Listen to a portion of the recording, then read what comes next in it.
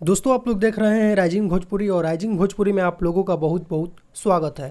दोस्तों आज खेसारी लाल यादव का गाना दुपट्टा कत्ल करे इतना बेहतरीन परफॉर्म किया कि कोई इसका जवाब नहीं। और इसमें सबसे ज्यादा योगदान है तो वो है खेसारी लाल यादव का फैंस लोगों का। आज खेसारी लाल यादव के फैंस जो थे वो सोशल मीडिया पर काफी ज्यादा एक्टिव थे और जैसे ही ये गाना ट्रेंडिंग में आया तो सभी लोगों ने स्क्रीनशॉट शेयर करना चालू कर दिया और ये सिलसिला पूरे दिन भर आज चला। तो बस इसी फॉर्म में रहिए आप लोग हमेशा। बाकी दोस्तों कल खेसारी लाल यादव दिल्ली में अपने काफी सारे नए गाने का वीडियो शूट किए, जिसमें से एक दो गानों का शूटिंग का पिक मैं आप लोगों को दिखा चुका हूं।